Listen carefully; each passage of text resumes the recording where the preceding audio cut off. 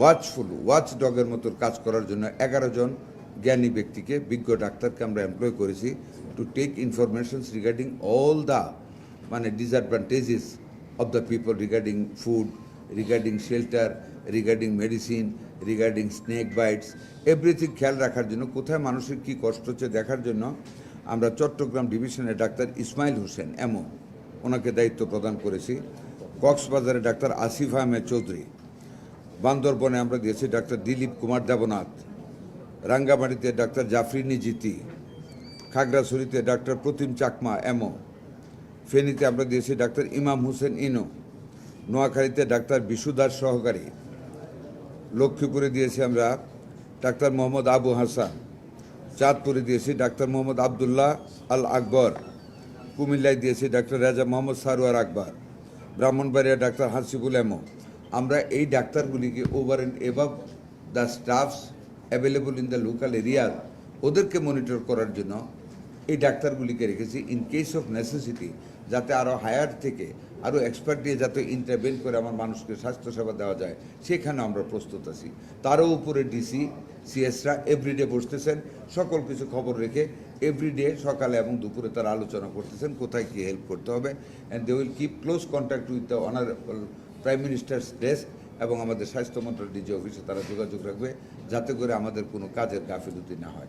এরপরেও যদি আপনাদের কাছে কোনো পরিলক্ষিত হয় আমাদের ঘাটতি, আপনারা আমাদেরকে বলবেন, সাথে সাথে আমরা এটা টেক আপ করবো এবং কাজ করবো ইনশাআল্লাহ।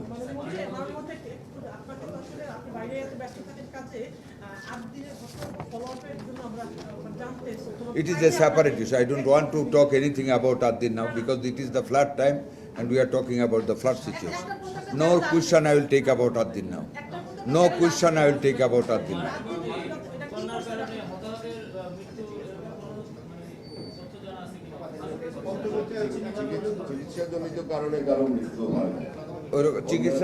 চিকিৎসাজনিত কারণে কারো এরকম মৃত্যু হয়নি।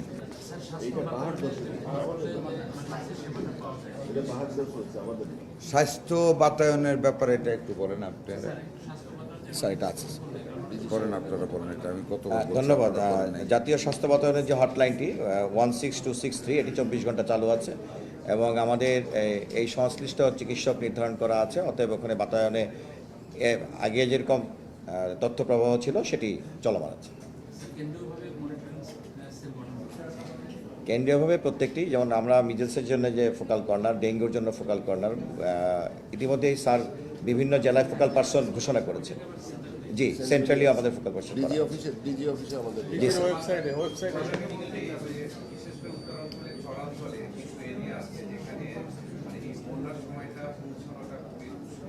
দেখেন, একটা কথা আপনাদেরকে বলি, সম্মানিত মিডিয়া কর্মীবৃন্দ, আপনারা শুধু প্রশ্ন করতে আসেন, কিছু সাজেশন দেন। It is your country, you have to help us. আমরা সেনাবাহিনী মোতায়েন করেছি, দে আর ওয়ার্কিং।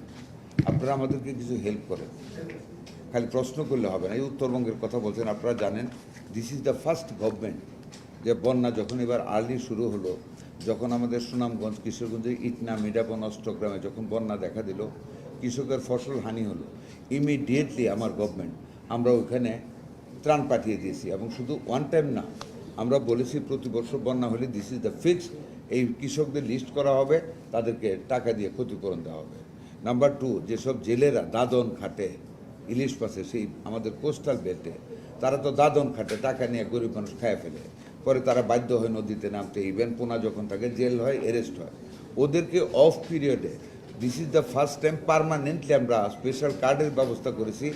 অফ পিরিয়ডে যখন they can't catch the fish, তখন তাদেরকে ওই টাকা দিয়ে যাতে চলতে পারে, দাদনদারদের যারা দাদন দেয়, দাদনকারী হাতে যাতে নির্যাতিত না হতে হয়, আমরা তাদেরকে স্পেশাল কার্ড দিচ্ছি। আমরা কিন্তু অনেকগুলি স্কিম নিয়েছি। ওইসব যে উত্তর এলাকা বলেছেন, এখন সেখানে যদি কোনো প্রবলেম দেখা দেয়, তাদের জন্য আমাদের স্পেশাল লোকেশন অলরেডি ঠিক করা আছে।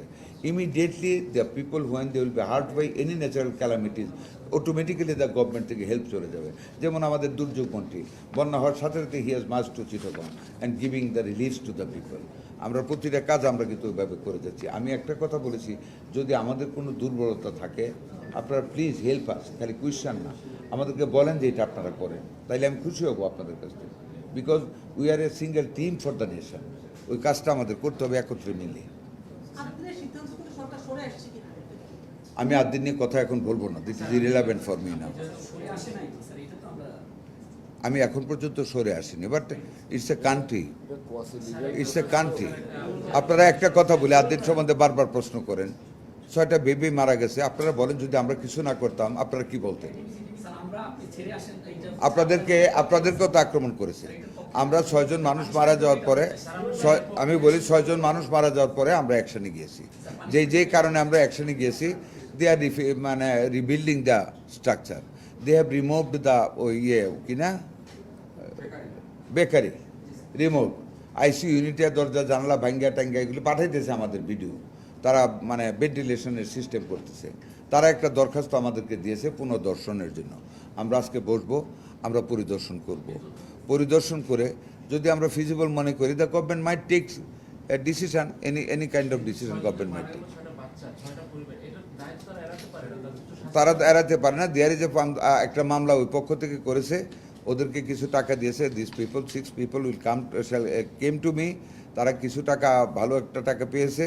আরও যেটা কমিটেড ছিল ওটা দেয় নাই, আমাকে বলছে বলার জন্য। বলছি না, আমি বলবো না এথিক্যালি, আপনারা গিয়ে চাপ দেন। এটা আজকে 10 দিন আগে, হয়তো বা তারা টাকা দিয়েছে, আমি জানি না।